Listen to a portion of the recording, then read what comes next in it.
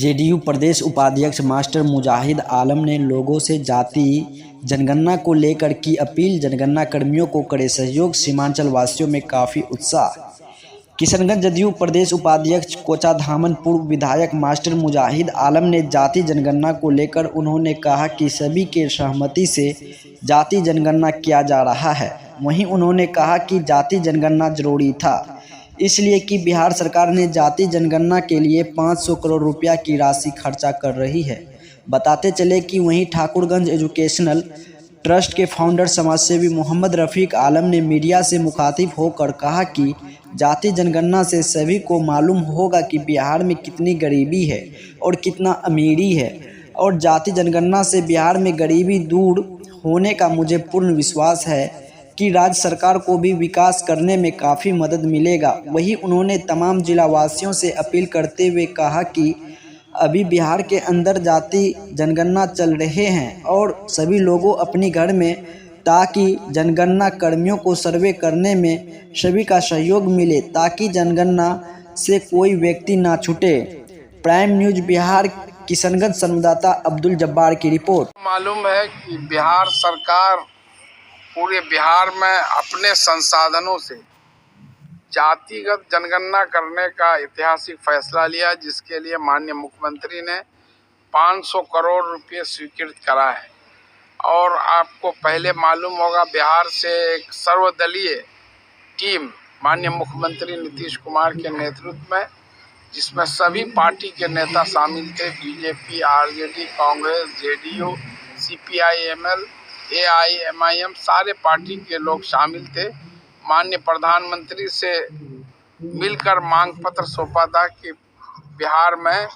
जो है जातिगत जनगणना कराया जाए केंद्र सरकार के खर्च पर, लेकिन प्रधानमंत्री श्री नरेंद्र मोदी ने इस मांग को खारिज कर दिया, जिसके कारण माननीय मुख्यमंत्री ने अपने संसाधनों से करने का फैसला लिया है। अभी डेली रोजाना मुझे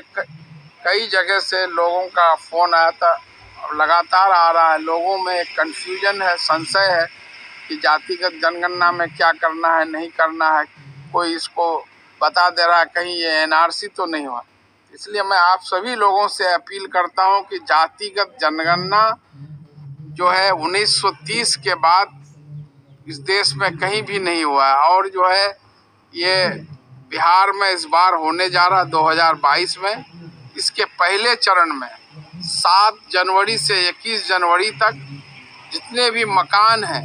जिसमें लोग रहते हैं,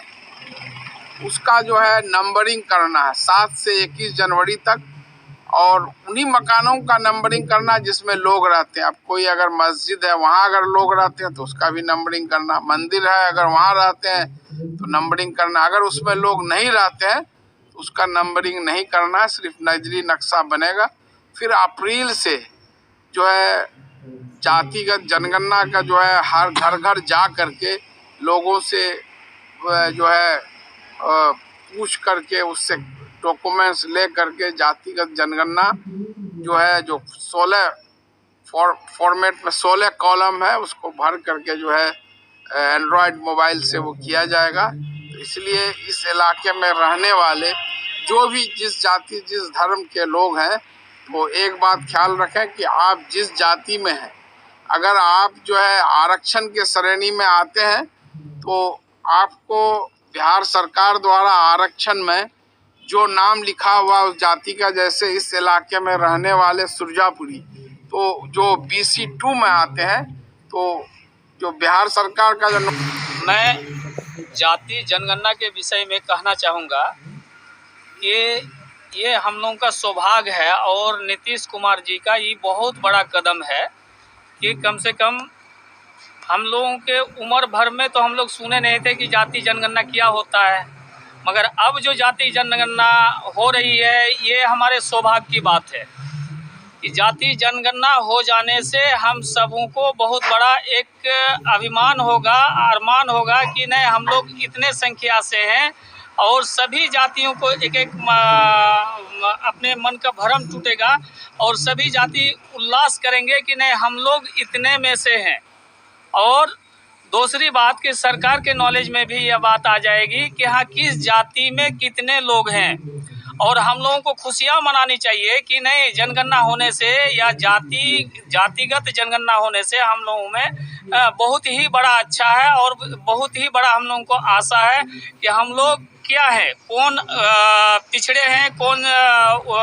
बड़े हैं, कौन क्या है, सब कुछ समझ में आ जाएगा। हम लोगों में कमी क्या है यह भी समझ में आ जाएगा। इसलिए हम बहुत खुश हैं और हम चाह रहे हैं कि हमारे जिलावासी एवं हमारे सीमांचल खास करके इस बात का उल्लास करें और खुशी खुशी अपने जनगणना पर मदद करें, सहयोग करें कि नहीं, हम लोग कम से कम जातिगत रूप से जनगणना होने जा रहा है और होने जा रहे हैं और जनगणना दे रहे हैं। ये कम से कम हम लोग आपस में अपना खुशी मनाएं और जनगणना करने वालों का भी हम लोग मदद करें। और हमारे खास करके सभी भाइयों को कहेंगे कि एनआरसी एमपीआर वगैरह लेकर के हम लोग डरे सहमे हैं, काहे कि बात ही ऐसी चली। पहले हम सब पर टिप्पणी करना नहीं चाहता हूँ, मगर बात ही ऐसी चली कि हम लोगों को डर लग रहा है। हमारे सीमांचल वासियों को, सारे लोगों को डर लग रही है कि जनगणना होगा तो नहीं कहीं एनआरसी या एमपीआर का तो कहीं बात नहीं हो जाएगी। मगर ऐसा कोई बात नहीं, हम लोगों को और खुश होना है कि ये बहुत बड़ी कदम है सरकार की और बहुत बड़ी खुशी की बात है। अच्छा, दूसरी बात है कि जैसे जातिगत जनगणना, तो अगर सुरजापुरी मुस्लिम है तो उनको कह देना है कि हम सुरजापुरी मुस्लिम हैं और हमारी भाषा क्या है, वो भाषा बोल देना है कि हमारी भाषा उर्दू है। शेरशावादी मुस्लिम है, जो केवाला में शेरशावादी मुस्लिम लिखाया जाता है, तो वो कह दे कि शेरशावादी मुस्लिम हैं हम, और माने वो बता दे कि हम शेरशावादी मुस्लिम के साथ साथ हम हमारी मादरी भाषा या मादरी जुबान हमारी उर्दू। ये बहुत बड़ी कदम है और बहुत बड़ी चीज़ है कि आज हमारी उर्दू जुबान जो है बिल्कुल दबी कुचली है, मगर हमको लग रहा है कि हमारे सीमांचल में 70% से भी ज़्यादा उर्दू भाषी है और उम्मीद करते हैं कि सरकार इस पर ध्यान भी देंगे जनगणना होने के बाद कि ना उर्दू भाषी बहुत संख्या में रहते हैं। तो हम बुद्धिजीवियों को चाहिए कि हर गांव में हर किसी को, हर बुद्धिजीवियों को जागरूक होना है और जागरूक होना चाहिए कि हर फैमिली में जब जनगणना जाएगी तो जनगणना में अपने फैमिली का नाम, पूरे परिवार का नाम हम अच्छी तरह से लिखाएं, अपना भाषा लिखाएं और फिर हमारी क्वालिटी क्या है, माने आर्थिक क्वालिटी हमारी क्या है, यह चीज़ हम उसमें दर्शाएं ताकि सरकार के नॉलेज में हो कि हाँ आर्थिक क्वालिटी क्या है। अगर हम में आर्थिक क्वालिटी अगर 0% है तो हम 0% ही लिखाएं, ना कि हम वहाँ पर आर्थिक क्वालिटी में हम कहें कि नहीं हम लाखपति है, ऐसा नहीं। अगर लाखपति है तो वो लाखपति ही लिखाए। सच्चाई सरकार के सामने जानी चाहिए। ये सब हम तो यही कहेंगे कि हमारे मुख्यमंत्री जी कम से कम हमारे किशनगंज जब पधार देते हैं और आ जाते हैं तो हमारे किशनगंज की धरती हरा भरा और सरसब्ज हो जाती है। इसलिए हो जाती है कि जब ही आते हैं किशनगंज तो कोई ना कोई एक स्कीम और कोई ना कोई एक गिफ्ट छोड़ के जाते हैं किशनगंज में, जो कि वो सदा सदा के लिए, जन्मों जन्मों के लिए वह गिफ्ट यादगार में रहे। जैसा कि कृषि विद्यालय हुआ, जैसा कि इसी तरह से बहुत सारी ऐसे गिफ्ट दे करके जाते हैं जो कि हमारे किशनगंज के लिए बहुत बड़ी गौरव की बात है। और मुख्यमंत्री जी जो आएंगे तो हम उम्मीद करेंगे इस बार कि इस बार भी हम लोगों को बहुत अच्छा गिफ्ट मिलेगा और हम लोग समझ रहे हैं कि हमारी गरीबी दूर होगी। हम खास करके किशनगंज जिले वासी जो है बहुत ज़्यादा गरीब है और जिसके कारण हम लोग पलायन करते हैं बॉम्बे दिल्ली वगैरह के ओर। तो कम से कम इससे छुटकारा कराने के लिए कोई उद्योग वगैरह की व्यवस्था करेंगे। हम लोग बीएड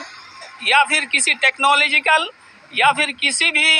अगर उच्च पढ़ाई के लिए हम लोग अगर सोचते हैं तो हम लोगों को अलीगढ़ जाना पड़ रहा है या बड़े बड़े यूनिवर्सिटी में जाना पड़ रहा है, बेच्चू में जाना पड़ रहा है। अगर किशनगंज में यह चीज़ अगर खुल जाए तो हम उम्मीद करते हैं कि हमारे बच्चों को बहुत बड़ा उत्साह होगा और हम यहीं से सफल हो पाएंगे।